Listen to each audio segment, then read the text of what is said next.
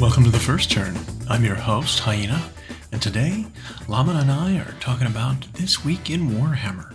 If you like what you hear, give us a like, comment, subscribe, or share, or let us know if there's something you'd like to hear us talk about. Alright, let's get to it. Welcome to The First Turn. I'm Hyena. I'm Llama. And today we've got some things to talk about, as we normally do. For like the fourth week in a row, we're now on the eve of Adepticon. This is the last time you'll hear us before we're at the event. Yep. And we'll probably be putting some stuff out from convention site. Got to. We'll talk about some stuff we see. We've got a Games Workshop preview coming up that we haven't really seen anything about. Nothing. It is kind of wild. They haven't even hinted at it. Right, because the previous kind of hints and teasers we had were the roadmaps that they'd released at the end of last year, and we've pretty much hit everything on those roadmaps. Yep. There's not a lot of surprises left, besides maybe like the salamander, mystery and the divergent chapters and like what's going to happen with world eaters and their demons. Like who knows? Because like we've seen what happened with Slaanesh, right? Yeah. Emperor's Children. So like there are some things like that, but there's not a lot of like rumors going around of what we're going to get next. We've pretty much paid off everything we've got for the first quarter. And the rumors that, not even rumors, the discussion even on Warcom has been like, here's a kill team unit that we've been showing you now for 2 weeks. Yeah. And stretching out to talk about its history, its lore. Here's It's people wild. who's painted it. It's like there's got to be some important stuff coming up in this preview because they are just milking out nothing, right? Yeah. And I get it. I want to point out the fact that just it's so silent. There's crickets on any of the fantasy. I mean, I guess Old World has gotten a little bit of like teasers and some talk, but like most of the fantasy property is just missing. Like they're refusing to talk about it. It's weird. Like even the article today that what's the studio's working on, you look and it's like Blood Bowl's the closest thing you've got to Age of Sigmar. Yeah. There was no Underworlds, there's no Warcry, there's no Age of Sigmar proper. There's nothing on that side of the business. And it's wild to me that it's like you're so quiet on this because like it's been 3 or 4 weeks now that just Horus Heresy's getting some attention, and fucking Lord of the Rings is getting some attention. Yeah, the Troll Catapult. Troll Catapult thing, and there was announcements about maybe making that game more competitive and have a tournament scene, which I thought was super interesting because it's always kind of been, I don't know. It's been very casual. It's been a casual game. Yeah. Not back burner, but like it hasn't been focused on for being a competitive sort of event, but maybe they'll be changing that. Well, now they've got a big range of plastic, I think, which is a key too. Right, make it so much more accessible. So yeah, that'll be interesting to see if that's the direction they're going. I think it would help to keep that IP alive and drive sales on it because they do want to keep that right. That license. Because the moment they let it go, some other company that doesn't have a proper game will just be like, "We'll take Lord of the Rings and do that." But it does make me think that this preview event we will get on Wednesday, which I'm sure we will talk about. I'm hoping that it's going to be Age of Sigmar heavy. It's gotta be, right? It's gotta be. I'm talking like new editions of, maybe something, a new game mode, a new property, like a new venture into Age of Sigmar in some way. We hinted at like a Necromunda type thing. We hinted at like, that style of more narrative, play, smaller, there's an itch that just isn't scratched, right? Currently. By some of the smaller scale versions of Age of Sigmar, right? Because it's when you've got a way to follow the history of a warband without just needing to make it up yourself, it draws a certain kind of other player. Well, it does. I think sometimes people forget that beyond the sterile stats and things like tournament play, the hobbyists can cover such a wide variety of player types, and some people really love the story-driven, progressive play that's almost like a role-playing game but with miniatures. And I know you always really like that. And the first time we played is at our local shop. It was like we did a campaign, kind kind of thing. And so it could be And that it's always hard to do that kind of thing when a player has to GM it, basically, and come up with a system. It's never perfect, and it's always there's always gaps. There's always things that are not handled right. And it's like if there was an actual game system that covered it already, that you could just reference and like, let's look at the rule book instead of like, let's ask what the GM thinks, and then the answer is different every time. It would be a much easier, a more accessible way to play that type of game. Because like as interesting as Warcry is, it's hard to have a progress system in that game, right? Besides like adding credits and losing guys and stuff like that to like see the progression of your warband. Like there's not really a leveling up system, a renown system, a veterancy system. Like Path to Glory does it a little bit, and like some of the Path to Glory stuff is really cool. Like I would love the new Anvil of Apotheosis system, but it comes along with a battle tome, right? So in order to effectively play an army in Path to Glory, you need to have your battle tome. There's only 5 out or 6 out, and so it's like while really neat, and like the Ravaged Coast book adds a little bit of it for like your paths that you progress through. It's not granular enough for me, right? You leveling up your heroes or units means that like you basically have a 2-choice tech tree that you can choose. Like, oh, you hit this new rank, choose one of these 2 options. Oh, you hit a new rank, choose one of these 2 new options. It's like when you're the Lord leading an army in Total War Warhammer. They level up, you pick a pip, and that's where you except go. Instead of like having a tree that you can go down in whichever direction you want to, you're literally presented with 2 choices, and you can't go back and add a second one from a previous. No, you get one of these 2. One direction. And so it's not granular enough for me. Right, like I want like individual stat increases. I want my health to be able to go up by a point if I level up. I want that kind of thing. I want new traits. I want new special rules. I want more. What's interesting is I don't think you're alone in that, because even if you go to another game like say 40K 10th edition, I've seen an interesting consensus, and for the first time, some people yield in their perpetual state of negativity and say this is possibly the best edition of the game that's ever existed. I think it is. It's hard to argue against that. Yeah, and overall you can see in the data, like the external balance is better than usual. Internal, there's still and will always be issues, but the granularity some people miss. So in 40K, it was famous for having this long list of war gear options. 2-point upgrades. 2-point upgrades, 1-point upgrade, 5-point upgrade, 10-point upgrade. And they missed some of that granularity. Yet at the same time... Or being able to add an 11th guy instead of adding going from 10 to 20. Right. That kind of thing. And yet at the same time, they found that but somehow the game's more fair. The way the game plays out is more balanced. The way the points total for your list ends up nice even numbers now, 5s and 10s instead of weird. So I wonder if it's possible to marry the 2 again, if they will go back to some of that point granularity. I think some people do like it. Some people like even the decision-making nuance of saying, like, this is a 2-point pistol upgrade. Do I want that for my officer? Is that really going to make an impact? Right. Or do I save the 2 points and upgrade something else? Right. Or save a couple pistols and then go for a 5-point upgrade, because that makes more of an impact on the game.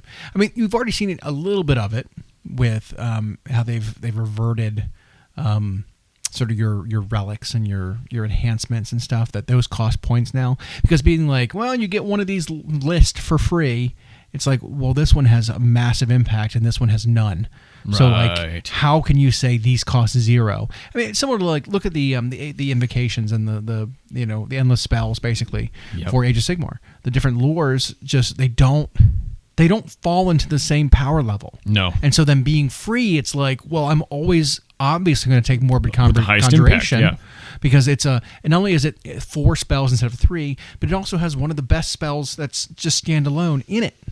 And it's like, why would I not? Yeah. Unless I'm trying to do a very specific thing, why would I not just bring that one every time? Because it's got the largest impact for just having, everyone has access to it even. Like we were looking at that in terms of which armies have their own invocation spell lores available to them, and comparing an army's spells to the generic ones, and you're like, why are the army spells so much worse? Like, it should be the other way around. The generic ones should be worse than an army-specific ones. Because I'm giving up the flexibility of going universal spells for going my own army spells. Like, why would I get these? Why would I ever take my army spells when they're worse than this universal spell lore? And by the way, they cost the same. Zero. Yeah, exactly. So it's both game systems need a little bit of work to kind of cover some of those things, right? Some of those complaints, some of those weak points. But overall, I think you're right. These games are some of the best versions of themselves. And you know, it's interesting is like they sacrificed granularity to a degree to get there, I think. Yeah. Which is kind of a bummer. Maybe they'll get to a point where they can reintroduce it and still keep it. Because I've heard the same about two games I don't play, which is Warhammer the Old World. I'm seeing people say it's the best version of old style fantasy that exists. And then apparently Middle Earth is a blast. But like, so all these game systems have this like really good version of their rules. So yeah, maybe they had to make them more general. Maybe they had to make them a little bit watered down to do it. I guess when you have that many factions in every game, it's hard to otherwise make it fair. But I agree with you. I think on the 40K front, I don't think it'll be forever before we see granular warrior points come back. Yeah, or at least some. Yeah, and the ones that have the biggest impact might actually cost a few points there. You know, like I could absolutely see that kind of thing. Well, because one issue is like heavy weapon teams. Yep. Right, a mortar versus a heavy bolter versus a las cannon versus a plasma cannon, like versus a melta. Like there, at a certain point, you're like, why would I ever take a heavy bolter? If all these other heavy weapons cost exactly the same. Heavy bolter is the weakest option in every single regard. Heavy bolter sucks. Yeah. And it's like, why does it cost the same as everything else? That's insane. Yeah. That kind of thing. Correct. Or even like how Marine squads can all have a special weapon in them, and it's the same thing, right? Where you're like, well, I can have a heavy bolter, or I can have a missile launcher, or I can have a... And then it's like... Right. It's like, I can take a missile launcher, or I can take a plasma rifle. Why would I take plasma? Yeah. A missile launcher is just straight up better.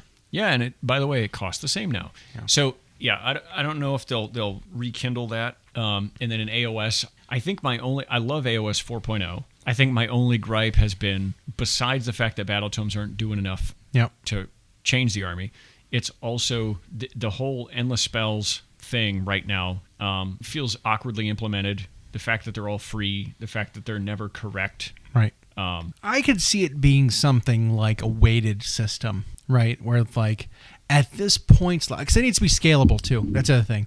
If you play a 500-point game and you get a free endless spell lore, and you'd be like, oh, 500-point game, Purple Sun. 500-point game, Kronspire Incarnate. Yep. Whoops. It's like, that's not balanced for a 500-point game. But it's the same impact, or it's the same cost and the same abilities and stuff as a 2,000-point game. It's not scalable. No, that's a problem I think with army rules, with abilities, with spells like this. It's like there's no scalability to it. Same thing with like, oh well, if you have a once per game, you can recur half of a unit back. It's like, okay, well, at 1,000 points that's great. At 2,000 points, it's shit. Yep.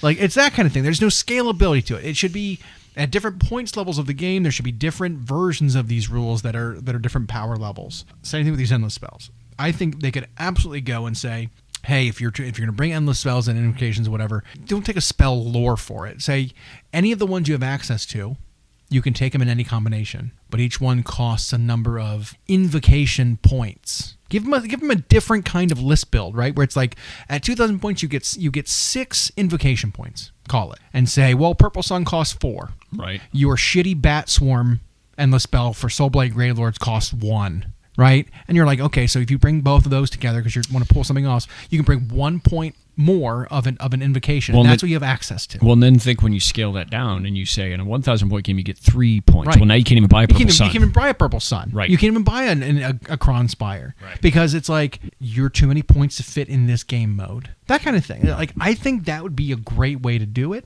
I don't think it'd be super complicated because you keep it, small enough numbers that it's really easy to add your points up and this point pool, and then again, scalability is great. in this regard. So something like that, I think a system would be great. I think that would solve a lot of the problems we're seeing with these free things. And then maybe if it's like, well, if you choose not to bring invocations or something, you get some kind of benefit. Because we've been seeing that kind of thing too, is when it's like you choose not to go double turn, you get to score your secondaries. Right. You know, like there's incentives for opting not to do things that were previously egregious in the game. I mean, there's maybe that's not the best, but I mean, like, here's an example of an idea. Side note: I don't think any of this will be talked about at Adepticon. No, it'll just be model reveals. No, I agree. I'd love to see more big changes though, and we do have, I think, technically a battle slate / data slate / battle scroll, whatever, coming up soon for Age of Battle Sigmar. Scroll. We had a data slate recently that changed some points for 40K. We are due one for Age of Sigmar. And what I heard after that 40K data slate came out is they're now not going to do the schedule they had planned, which was this exact number of times per year. Okay. We're going to do a thing. That's still going to hold true for the General's Handbook and for the chapter approved. But it sounds like for balance passes, it's when needed. it'll be like possibly all the time. Okay. I think that's good. That's a good thing. Or they will wait until they have to do both rules and points or something like that. And I think they just decided that trying to do a strict schedule means you miss stuff for too long. Right. Or it happens when nothing was really needed, and then you're in a weird, like, well, we had to tweak something. So. But now something released a month later and it's broken, so now you're going to wait 2 months. Right. Sorry. Right. Or 5 months, whatever. Yeah. Yeah. Okay, I like that. But I do like sticking to like the season rule packs changing on a regular schedule. Yep, I do. very I good. think that's a good idea. Well, and I think when it's kind of predictable, you prepare specifically your tournament players to know that, well, yeah, by the time this next event comes, the next General's Handbook or the next chapter approved will be out, so the format could look different, or the mission pack will be different. Right. All right, I like that. Yeah, that's the only thing I think that needs to be consistent, because those are your seasons. But as far as when you need to errata rules or you need to change points, that can happen as needed. But again, so Adepticon's coming up, and there's a preview event that we've heard very little rumors, not even a whispers, silhouette, and no silhouettes, no teasers, no like hardly any like common rumor engines, like nothing. I have no idea what's coming. I wonder if we'll see one on Monday. And so I'm going to guess. Let's guess about what we're going to see. Because, again, there's some wild cards out there that I think people have wished for that we may or may not see. I think Skaven is one that I'd love to see get some more attention, honestly. Because already? Yeah, because there's like, when you look at the Skaven army in AOS, it's got some aspects of it that were updated. But some of them were just completely whiffed, right? Yep. Like most of it, actually, they whiffed. They just cut range. There were a couple updates to some plastic models that got updated to new kits, which was great, but like not a lot new was added to that army. They just trimmed, right? They got rid of pestilence stuff. They got rid of molder stuff. A few new things, but they got rid of some molder stuff. They got rid of almost all of Eshin. There wasn't much to begin with, but they got rid of a lot of that. There's room there to like add to, and they could do that through something like we've seen, right? Where it's like, here's a unit for this that doubles as this, and it becomes a permanent unit for this. Right, they do that with like Kill Team. And doing that with like Eshin would be a great way to do it, right? Something like that. So I think there's room there. I don't think we're going to see that. So there's like those kinds of things that we could will happen eventually, I think. I think so. I think they had to cut before they could. Disregarding all of those examples, though, like I think what we'll likely see is a big announcement. I think we're going to get Chaos Dwarves. The Hashit themed army for Chaos, or to maybe even Destruction, and probably Chaos. It's where they're aligned, because we've seen maps of Chaos Dwarven holds. They've talked about the Chaos Dwarven smiths making stuff for Archeon and armoring up the horns of Hashit human cultists. All of that kind of thing. I think we might. I'm gonna go on a limb. I think we might get to see some of that. We even had some of them in the Iron Golems for the first edition of Warcry. There was a Varen Spire Tyrants dwarf. Yep. There was an Iron Golems, both ogre and dwarf in that warband. Yep. There was also Beastmen in the Varen Spire, but we're not going to talk about that either. It was basically a Bestigor. We're not going to talk about it. Which, side note, for those of you still on Bone Splitters or Beast of Chaos, June is the end. Yep. June is the end.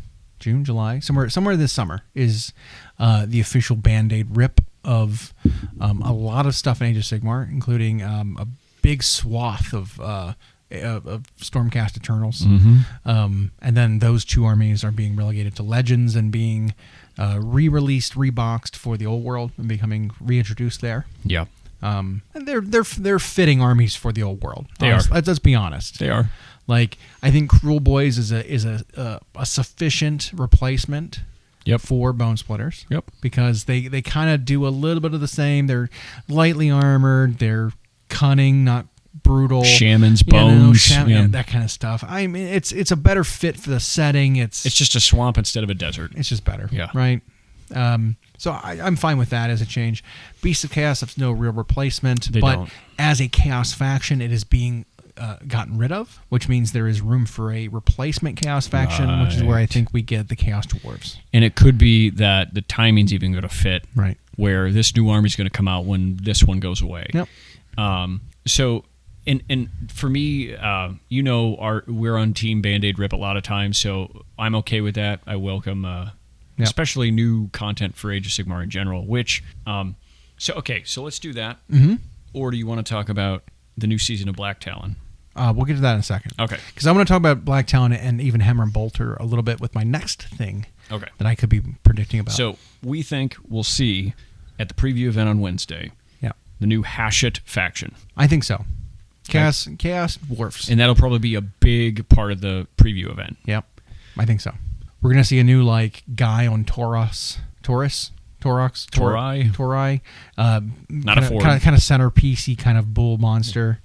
I think we'll see something like that. It's going to be very evocative of the Legion of Asgore. Right. It's going to be very similar to that. Sigmarized a bit. Yep.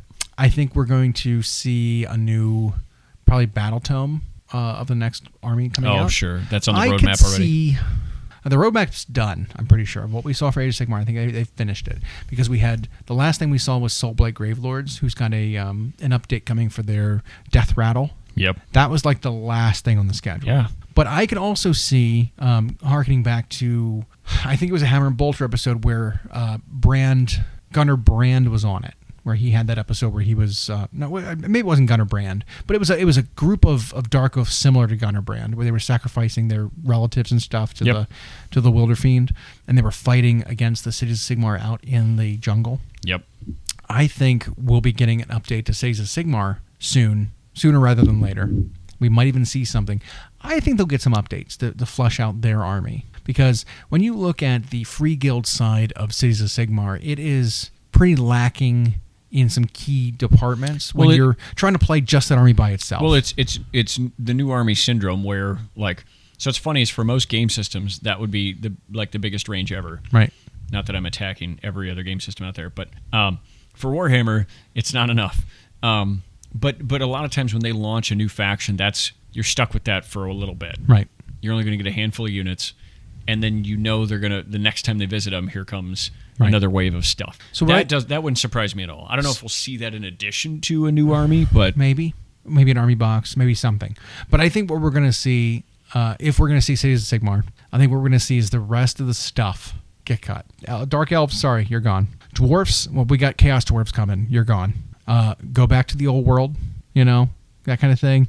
Take your Iron Breakers, take your Longbeards, take your all these guys. Go back to the old world. Take your Gyrocopters. Take your all that. Empire has the steam tank, right?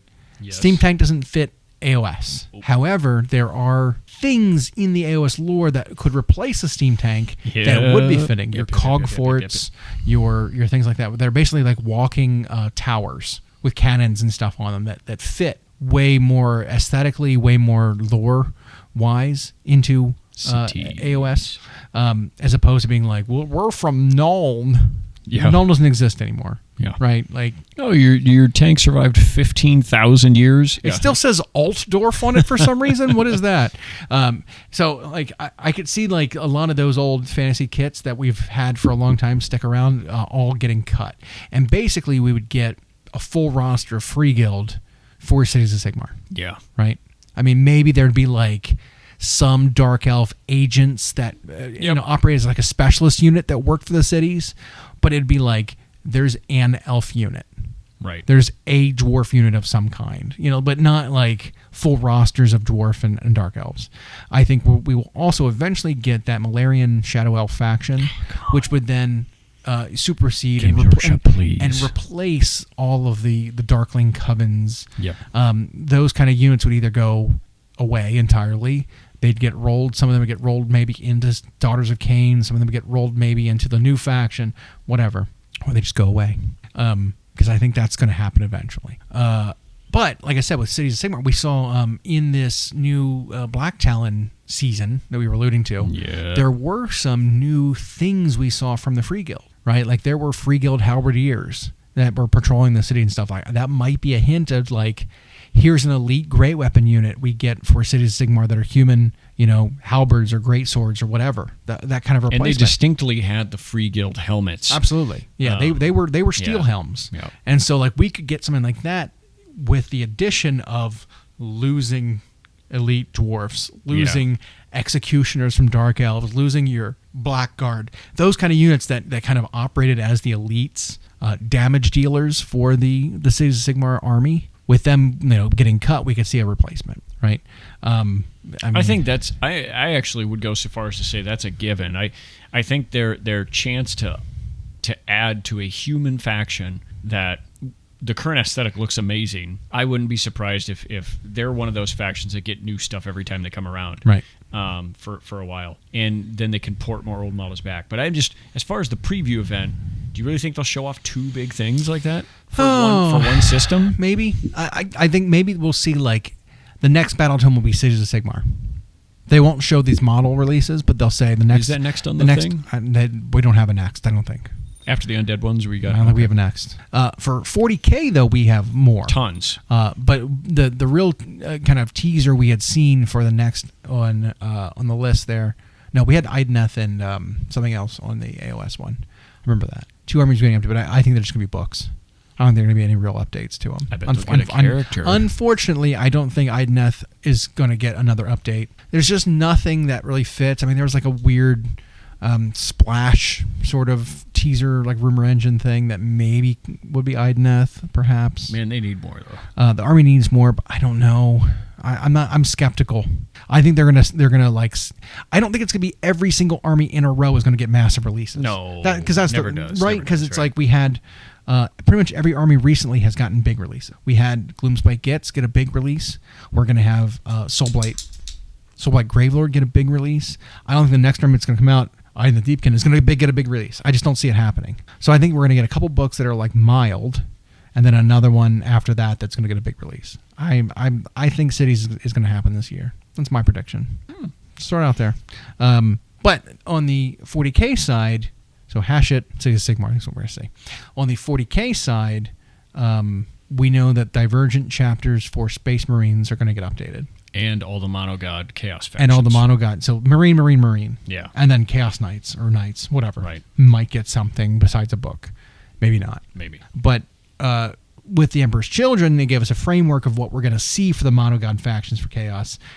We don't really know what we're going to see for things like Salamanders, potentially. What that's going to look like. That weird drop in the bucket. That we don't know what we're going to see for Space Wolves. I mean, there were some rumors, maybe the only rumors we've gotten in a while for any of the involved armies is maybe Space Wolves will be seeing a pretty big change to their roster. I mean, there was talk about even newer units like the Wolfen getting reworked because they were 7th edition. Yep. They're not that new, but they're newer. They're newer than like Thunderwolf Cav, right, which also might be on the chopping block or the replacement block, whatever you want to call it, that they won't survive into this next edition with their current aesthetic, their current iteration. Maybe there'll be something new. Maybe there'll be something that replaces both of those units, right? Maybe Thunderwolf, those units are cut in exchange for more mutant, wolf-like space wolves. Who knows? Right? Hearkening into the mutated nature that we've heard that Lehman Russ might be exhibiting, right? Maybe he's going, teen wolf, and the Wolfen are similar to him. Something. Yeah, I mean, all of the Divergent Marine chapters have gotten pretty hefty releases when they've come around. I don't think Wolves will be any different because they have a lot of older kits, and I think some characters will get cut, and they'll Primarisify everything else. Right. Because they might have the most named characters out of any Space Marine faction, including Ultramarines. Right. They might have the most right now. I mean, there have been a couple that have been cut before this. Like, I think Lucas the Trickster didn't make it into the current book or the current index. I think they cut him. And there's one other one, maybe Arjak. No, Arjak's still there. Arjak Rockfist. There's one other. Wolfborn. I think there's one other character that got dropped out who was like a weird no model but had rules sort of character. They had that for a while, and they had like 4 named Forge World guys that were like that. Right. And then they had 3 named dreadnoughts. Yeah, Bjorn the Fell-Handed, Murder Fang. And there's no one more? No. Okay. But yeah, you've got right now for named characters: Arjak Rock, Bjorn the Fell-Handed, Canis Wolf, Harold Deathwolf, Harold. Yep. Crom Dragon Gaze, Yep. Logan Grimnock, Lucas the Trickster, Yep. Njal Ragnar Blackmane, Oh, I forgot Ragnar. Yeah. Ulrich the Slayer. Yeah. Yeah, they've got and I just don't think all of those are going to make it. Right. I think we're going to see 4 or 5 of them on the chopping block. And like, because we saw like, who is it? Tycho. Tycho. Blood Angels went. Corbulo. Yeah. I think he went. It was like the rest of them, they update the models and then they cut you when you're not updated anymore. So they cut another character from Space Marines proper. I don't remember. But yes. I think Ezekiel still exists in Dark Angels. He's like one of the few old models left. Oh, really? Okay. The librarian. Yeah. Because they updated Chaplain guy, Asmodee. Yep.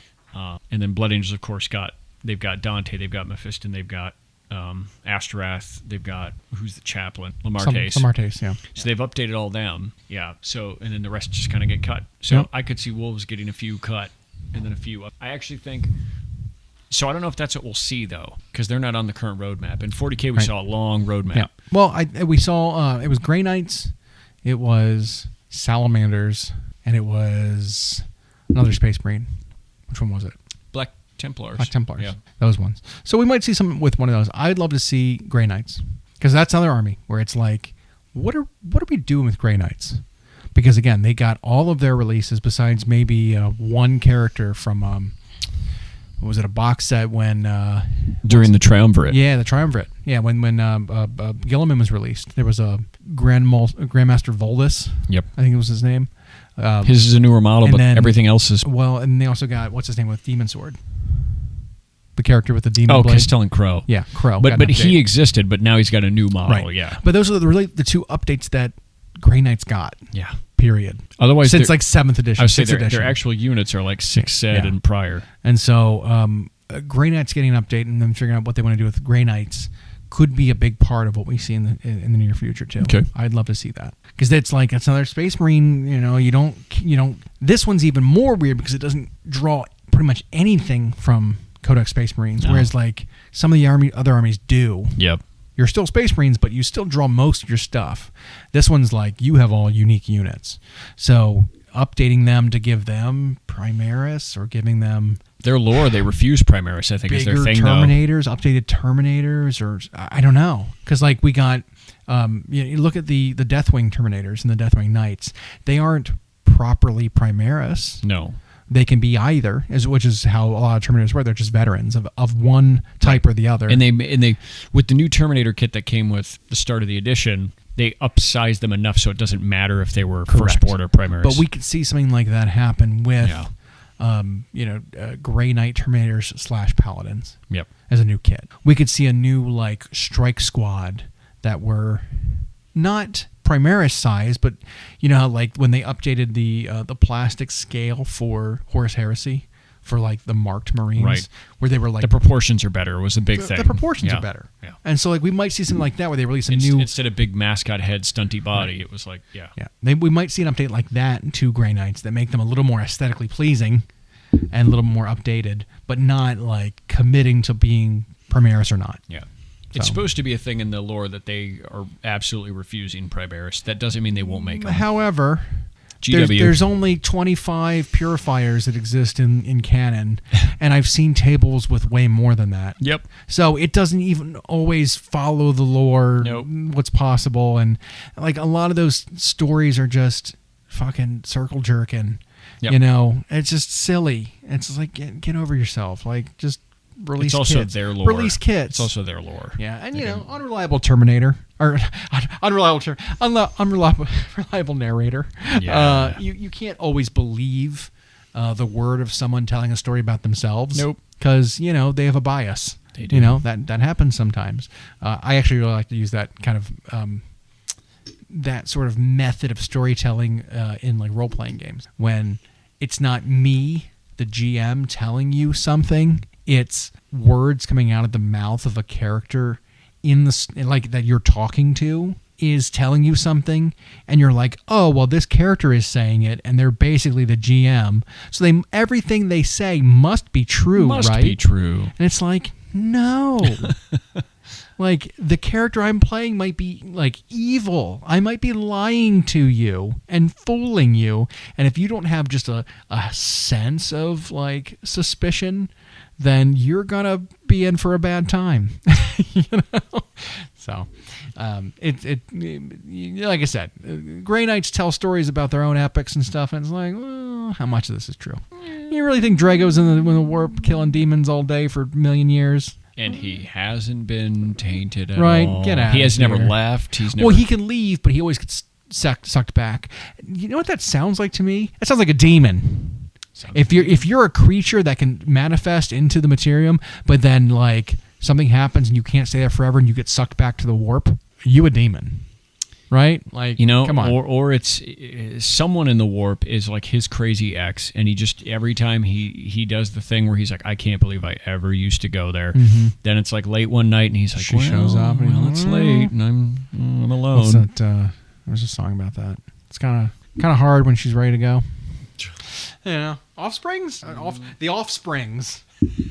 Them offsprings. Them offsprings. The multiple of them. Yeah, I mean, they could go anywhere with that. And who knows, that could be one of those things where the studio's stuck on where to go with it. Yeah. We've seen that happen, and then they make weird decisions to just, like, give you a in-between until they get to where they want with it. Right. Or, like, give you a book, and they're like, oh, actually, we want to release this. Talking about Iron Jaws. Yep. Hey, here's your book. But we wanted to release these 6 kits for you, too. Later. It's like, what? And then have to release another book for you. Yeah. To play them. Odd stuff. So, yeah. And then I'm hoping to hear some kind of news about Warcry. You haven't said that before. Yeah. What are they going to do? What's going on there? Like, come on. Spit it out. Say you're cutting it. Say you're continuing it. Say it's a new thing. Say it's replacing it. Give us something. Because, like, it's irritating being in limbo. Right, because you also kind of don't want to like commit to doing anything when there's like the possibility of losing support. Because like look at all those freaking Chaos Cultist war bands that came out, and they're like, man, these 15 Chaos Cultists that I own all of, they're no longer valid in any game. Models are less than 3 years old, can't use them. Yeah, absurd.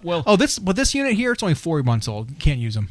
Yeah, it is irritating, and the new format of the preview events means Mike Brandt's not standing there for us to ask him a question. Right. Which means we can't get hints from him. Right. When he's like, I'm not supposed to tell you yes, but... Not no. Not no. But I can't say yes. Right. Hint, wink. Yeah, and like people would always ask the question they definitely won't answer, like, who's the next Primarch? But questions they were always okay answering was... what are the plans for this? Hey, you showed us 5 of your games today in this preview event. What are your plans for blank? Yeah. And then they usually said something. Like, oh, well, there's no plans at this time to continue that. Or things are in the works. Right.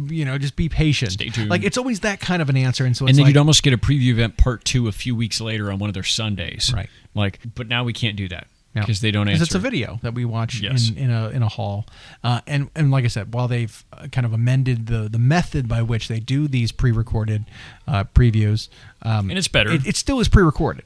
It is. So there's literally no answering questions about the thing. There's no interviewing basically the people giving the presentation afterward. So. But have all that information for you guys that week if you're not there or you don't get to tune in. Or even if you do and just want to hear some silly commentary. Yep. It'll be us, and we may have one or more special guests. Depending on how schedules work and how, Yep. whatever. Yep, it'll be fun. So for AOS, we think we'll see the Hashit faction. Maybe they'll talk about Cities of Sigmar. And then 40K, you're thinking Grey Knights, and there will probably be other games. So they'll probably be like, here's Horus Heresy. Yeah. So all we're going to say about that is, what other kit are they converting to plastic that used to be Forge World? Correct. That we haven't thought of? Yeah. Which new Mechanicus unit are they redoing? Which Legion insert Is random character is type? the weird like heavy weapon servitor squid guys getting plasticked? Oh, okay. You know, whatever. Like, I don't know, whatever. Something like that. And then we'll probably see something for Kill Team, a new warband or two for that. Which will double as a squad in 40K. Always does. I don't know what it would be. Hopefully something for like, I don't know, Gene Stealer cults. Yeah, maybe. You know, something like that. You know what? On the 40K front, backing up a bit, I think what would be hilarious, and this won't happen, Karandras. That would be really funny. Just way Not after, in the book. Just way after the fact. It's like, why now? Here's the model.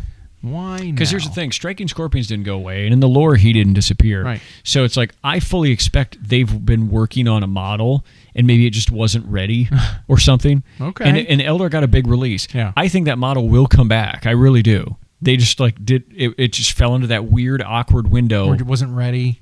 You know, it could even mean something stupid like, oh, well, the painter that was painting that model didn't have it ready in time to get photos shot for the book. And so we just have the to book's been printed. and then we have to release it at a later We left time. his page out. Yeah, something like, you know, I bet it could be something silly like that. Just like the Iron Jaws thing. Yeah. It's like I think they set their release schedule in such a way that if stuff comes up or gets in the way, they can fall back on something. Yeah. But, you know, articles about what's the staff working on.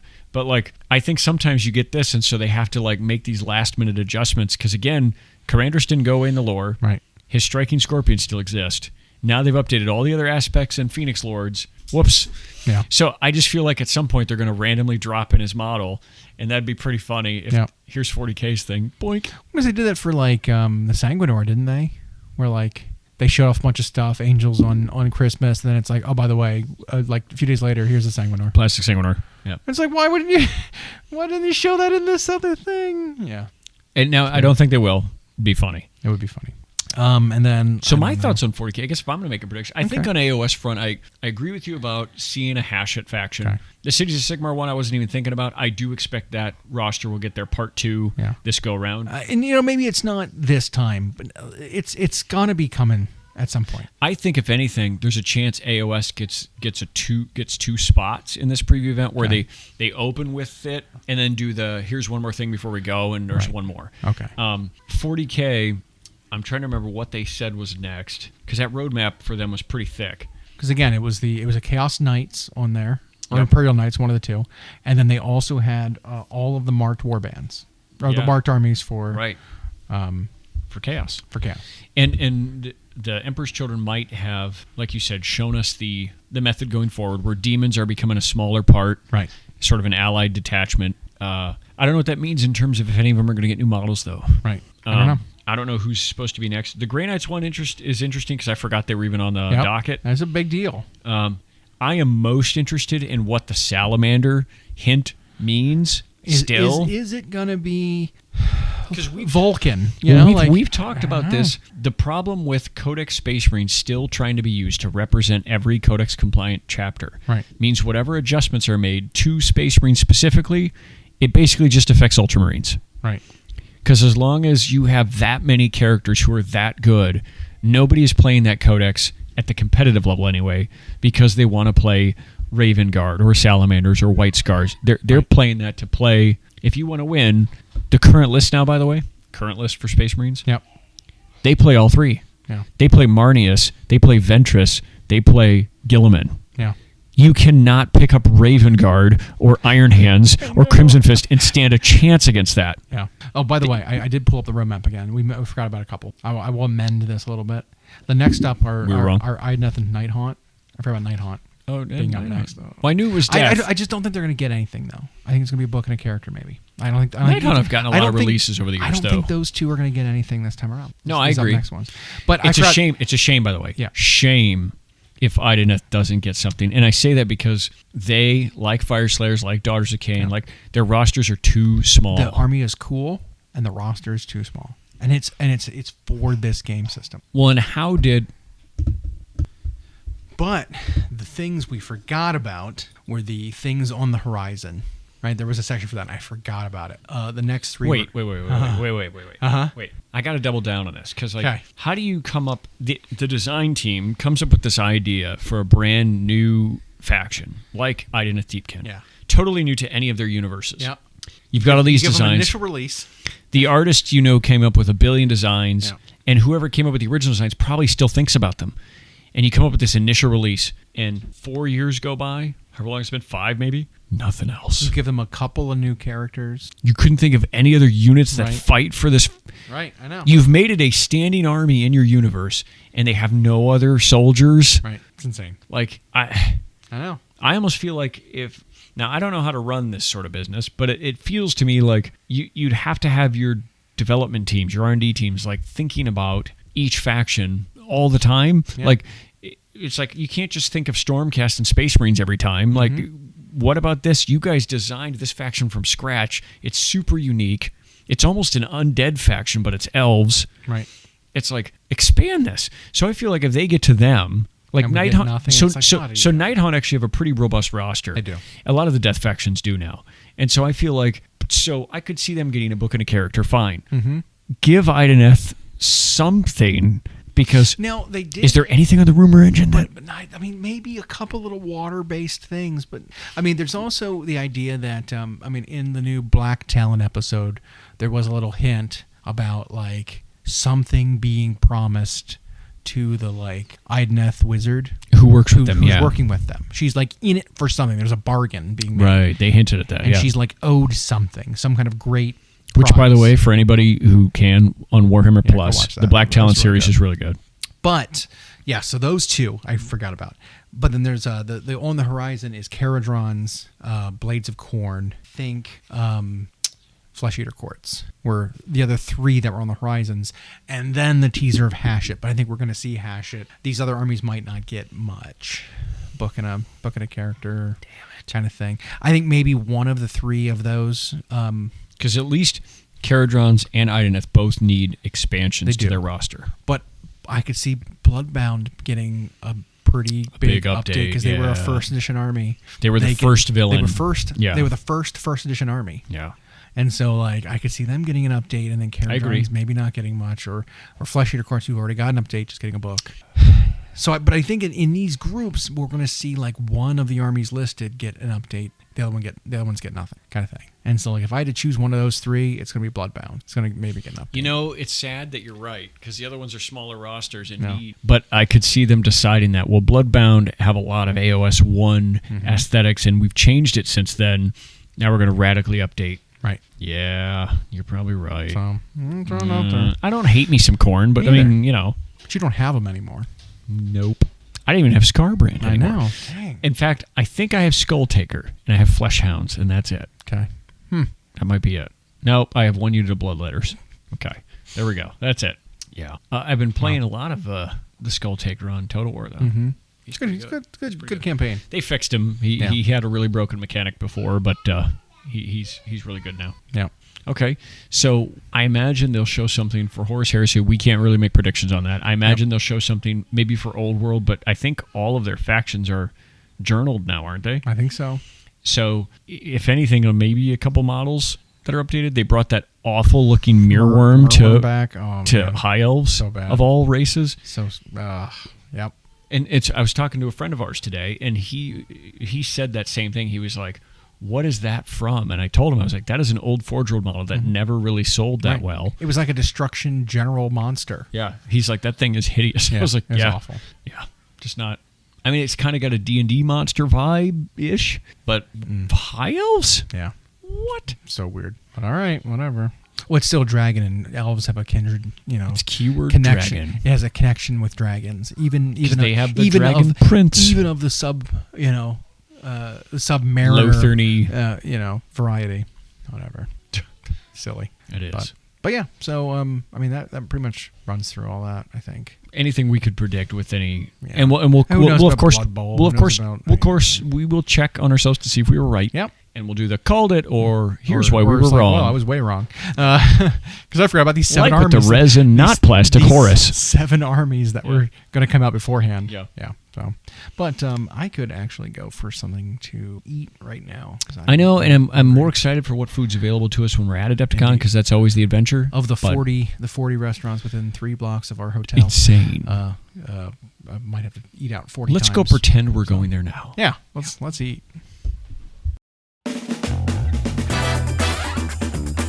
Thanks for joining. We hope you enjoyed. Follow us for more of our weekly episodes on YouTube podcasts, Spotify, and Podbean. You can follow myself and Llama on Instagram. We are at Llama Paints Minis and Hyena Paints Minis. Music provided by Kevin MacLeod at incompetech.com. And as always, we'll catch you next time.